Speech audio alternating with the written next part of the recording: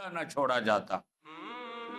وَإِنَّ الظَّالِمِينَ لَهُمْ عَذَابٌ أَلِيمٌ، بے شک ظالموں کے لیے ہمارے ہاں بڑا ہی دردناک عذاب ہے۔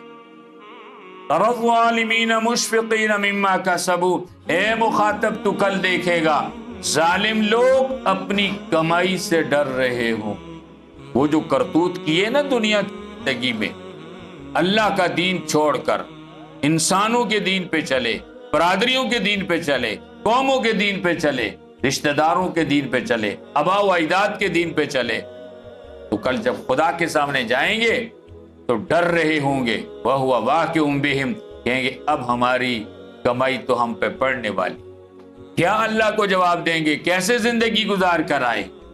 وَالَّذِينَ آمَنُوا وَعَمِلُوا الصَّالِحَاتِ، اور وہ لوگ جو ایمان لائے اور اعمال صالحہ کرتے ہیں، فِي رَوْضَاتِ الْجَنَّاتِ، وہ جنت کے باغات میں ہوں گے، لَهُم مَّا يَشَاءُونَ عِندَ رَبِّهِمْ،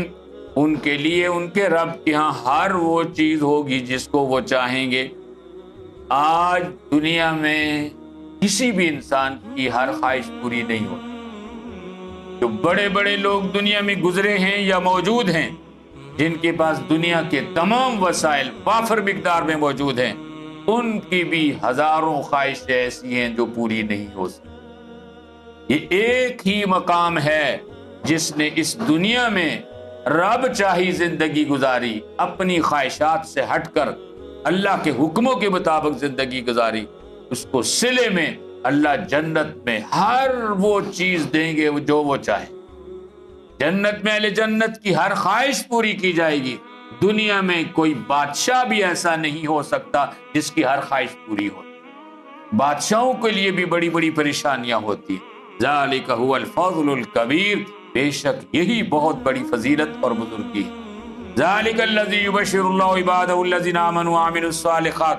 یہ ہے اللہ کی خوشخبری ان لوگوں کے لیے، اللہ کے ان بندوں کے لیے، آمنوا وعملوا الصالحات، جو ایمان لائے ہیں اور نیک عمل کیے، ان کے لیے ہیں۔ جو ایمان نہیں لائے یا جنہوں نے اچھے عمل نہیں کیے، ان کے لیے اچھی خبر نہیں ہے، ان کے لیے بڑی افسوسناک خبریں، ان کے لیے بڑی مایوس کن خبریں، ان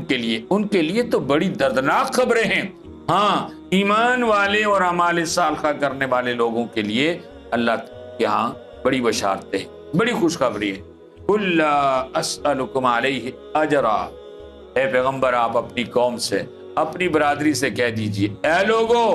میں جو تمہیں رب واحد کی طرف بلاتا ہوں، اللہ کے دین کی دعوت دیتا ہوں، اپنے دین پر تمہیں چلنے کی تلقین کرتا ہوں، یاد رکھو اس میں میری کوئی غرض نہیں ہے،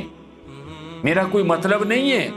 میں کوئی اجرت نہیں لینا چاہتا، کوئی صلہ نہیں لینا چاہتا، اس کا کوئی معاوضہ اور بدلہ نہیں لینا چاہتا، لیکن یاد رکھو تم سے اجرت تو نہیں لیتا، کوئی مفاد نہیں حاصل کرتا۔ ارے بدبختو، اگر تم مجھے اللہ کا نبی نہیں مانتے ہو، نہ مانو، میں تمہاری برادری کا ایک فرد تو ہوں، برادری کو تو تم بھی تسلیم کرتے ہو، میں تمہارے خاندان کا ہوں۔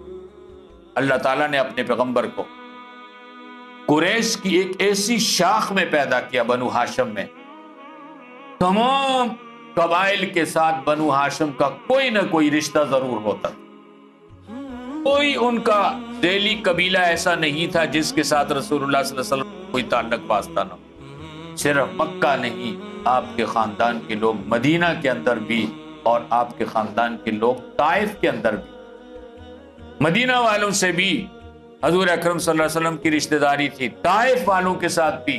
تو آپ صلی اللہ علیہ وسلم نے فرمایا، لوگوں اگر نبی نہیں مانتے نہ مانو، رشتہ دار تو مانو۔ اول تو نبوت کا حق سب سے بالا ہے، نبی ہونے کا حق، لیکن اگر تم اسے تسلیم نہیں کرتے ہو تو قرابت کا حق تسلیم کرتے ہو۔ میں تمہارے رشتہ دار تو ہوں، تو میں تم سے ایک چیز مانتا ہوں، الا المودۃ فی القربہ، قرابت میں دوستی اور محبت چاہتا ہوں، رشتہ دار ہونے کے ناطے مجھے ایذا تو نہ پہنچاؤ، مجھے ستاؤ تو نہیں، مجھے پریشان تو نہیں کرو، مجھے مکہ چھوڑنے پہ مجبور تو نہ کرو۔ رسول اللہ صلی اللہ علیہ وسلم نے ہجرت شوق سے نہیں کی، مجبور ہو کے کی۔ اسی لیے رسول اللہ صلی اللہ علیہ وسلم جس شب ہجرت فرما رہے تھے، آپ کے ساتھ دو اور بڑی عظیم ہستیاں تھیں انسانوں میں، انبیاء علیہ السلام کے بعد سب سے بڑے انسان سیدنا صدیق اکبر رضی اللہ تعالیٰ عنہ آپ کے ساتھ، اور پھر سید الملائکہ حضرت جبرائیل علیہ السلام ساتھ تھے۔ یہ 3 لوگوں کا قافلہ مکہ سے رات کی تاریکی میں نکلا۔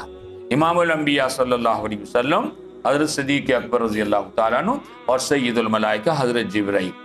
جب آپ رات کو جا رہے تھے، مکہ سے نکل رہے تھے، ہجرت کر رہے تھے، تو آپ مڑ مڑ کے پیچھے دیکھ سیدنا صدیق اکبر رضی اللہ تعالیٰ عنہ فرماتے ہیں میرے دل میں خیال آیا کہ شاید آپ مکہ نہیں چھوڑنا چاہتے، جانے کو جی نہیں چاہتے، پلٹ پلٹ کے پیچھے دیکھ رہے ہیں۔ میں نے غور سے دیکھا آپ رو رہے ہیں، زاروں کے تار رو رہے ہیں۔ میرے دل میں خیال آیا کہ آپ سے کہہ دوں حضور اگر آپ مکہ نہیں چھوڑنا چاہتے نہ چھوڑیں، رہ جاتے ہیں، دیکھا جائے گا کیا ہو، لیکن مجھ سے سوال کی ہمت نہ ہو۔ ایسا مغموم ماحول تھا، لیکن تھوڑی دیر کے بعد جبرائیل بول پڑے، یا رسول اللہ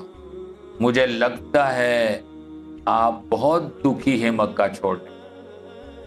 حضور علیہ السلام نے فرمایا جبرائیل اس کعبے کے رب کی قسم اگر مجھے میری قوم مجبور نہ کرتی میں موت تک مکہ کو کبھی نہ چھوڑ۔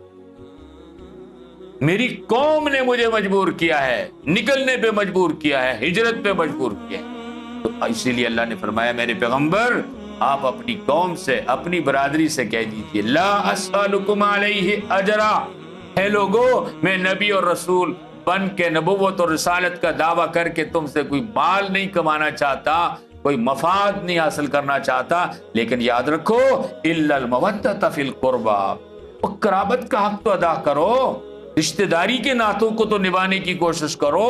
اپنا ایک برادری کا فرد ہونے کے ناطے میرے اوپر ظلم تو نہ کرو۔ وَمَن يَقْتَرِفْ حَسَنَةً نَزِدْ لَهُ فِيهَا حُسْنًا، اللہ فرماتے جس نے کوئی نیکی کمائی ہم اس کو بھلائی میں اور بڑھائیں گے۔ جو شخص ایک نیکی کرتا ہے اللہ اس کو مزید نیکیوں کی ہمت عطا کرتا ہے اور اس کا راستہ کھلتا جاتا ہے، اور جو نیکیاں چھوڑ کے گناہ کرتا ہے تو اللہ اس کو گناہوں کے اندر لگا دیتے ہیں اور ایک گناہ کے بعد دوسرا گناہ کرتا رہتا ہے۔ ان اللہ غفور شکور، بے شک اللہ تعالیٰ بخشنے والا اور بندوں کے اعمال کی قدر کرنے والا ہے۔ اللہ تعالیٰ ہمیں سمجھنے کی اور عمل کی توفیق نصیب